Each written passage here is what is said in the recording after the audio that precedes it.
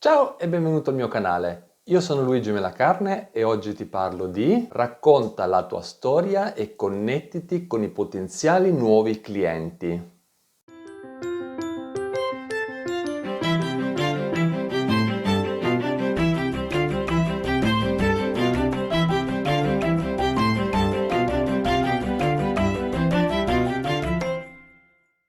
Un consulente fiscale o un commercialista o un qualsiasi tipo di consulente, anche che sia un consulente bancario per i servizi assicurativi, solitamente rappresenta professionalità, etica e intelligenza. Tutto questo può non bastare perché è anche importante prendere il controllo della tua immagine e raccontare la tua storia personale in modo che ti renda indimenticabile. Ora, ovviamente, questo argomento non deve essere inteso come un racconto di una storia vissuta, come per esempio per farti capire potrebbe essere l'immagine di tuo zio seduto al tavolo durante una festa comandata con le braccia distese in avanti che racconta la storia di quando è andato a pescare e il pesce gli è scappato. Questo ovviamente no. Però io come consulente fiscale non ho mai trovato molto vantaggioso minare la mia credibilità professionale con esagerazioni o peggio ancora con un talento un po' drammatico. Tuttavia, quello che bisogna fare è molto semplice, cioè lasciare un'impressione memorabile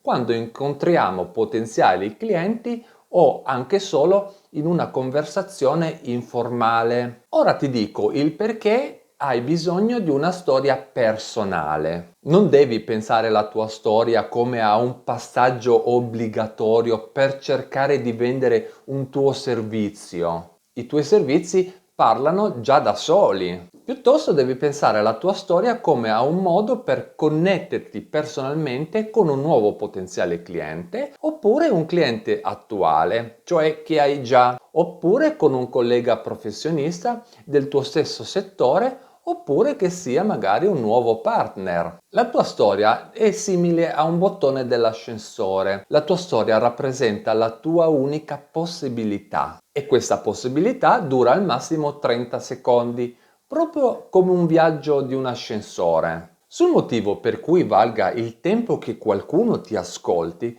potresti dire alla gente che incontri queste motivazioni. Perché sei diventato un contabile o un libero professionista? Perché sei diventato un contabile specializzato nella pianificazione fiscale personale? Cosa ti spinge a servire i tuoi clienti? Perché i tuoi clienti scelgono di lavorare con te anziché con qualcun altro? E ultimo punto, qual è la parte più difficile del tuo lavoro? Sicuramente alla fine della tua storia il tuo ascoltatore quasi sicuro sarà più tranquillo e vorrà conoscerti un po' meglio. Quindi questo è l'obiettivo finale. Ma come si inizia? Quando crei la tua storia, cerca di rispondere a queste tre domande che ti aiuteranno a creare un buon flusso narrativo e lo renderà molto più naturale. Perché fai quello che fai?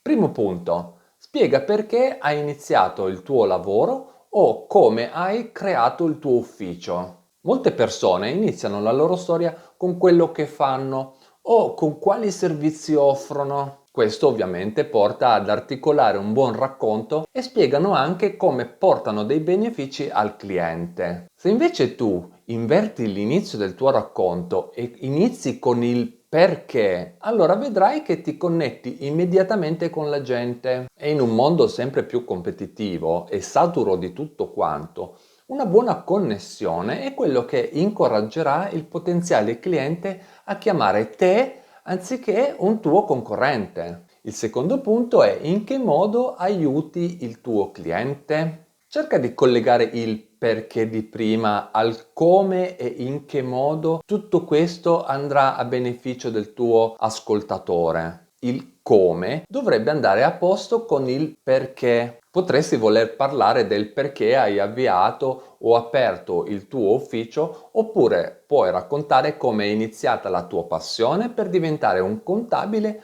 o un libero professionista. Questo è il modo giusto per raccontare o menzionare i servizi offerti ai tuoi clienti e devi anche spiegare il tipo di cliente che sei abituato a servire, raccontando anche la tua specializzazione in quel particolare settore. Dato che conosci molto bene i bisogni e le problematiche della nicchia di clientela che servi, devi fare in modo che il tuo servizio sia ben in risalto. Ricorda che all'inizio devi cercare di stare lontano dal cercare di risolvere i problemi delle persone o dare soluzioni alla gente che hai appena conosciuto. Lo potrai fare poi in seguito, quando le persone ti cercheranno. Concentrati solo su uno o forse due modi in cui puoi migliorare la loro vita. Il terzo punto è cosa offri. Ora devi veramente raccontare tutto. Raccontagli dei tuoi servizi.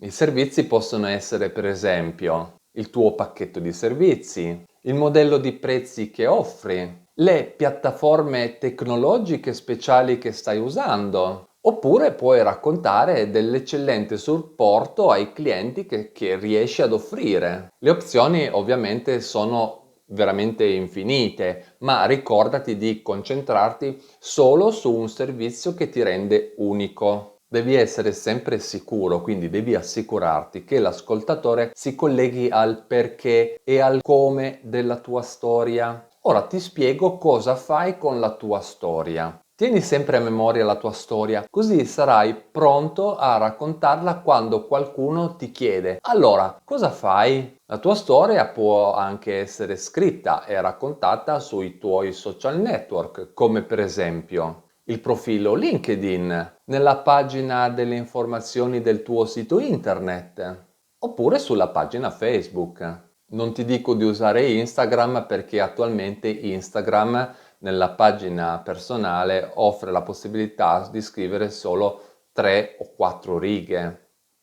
Il periodo di maggior lavoro però non è il momento giusto per scrivere la tua storia, devi quindi aspettare quando il maggior lavoro è calato. Inoltre, te lo dico proprio come consiglio, il periodo di minor lavoro potrebbe essere il momento giusto per ricordare perché hai iniziato questa professione, la tua professione. Concediti un po' di tempo creativo, non so, a casa oppure durante una pausa pranzo per fare un po' di brainstorming, cioè mente locale, sul perché fai quello che fai. Crea un'immagine di chi sei e perché sei fantastico nel tuo lavoro. Ricorda di scrivere di te, del tuo vero io. Sii te stesso e vedrai che riuscirai presto a connetterti con un nuovo potenziale cliente.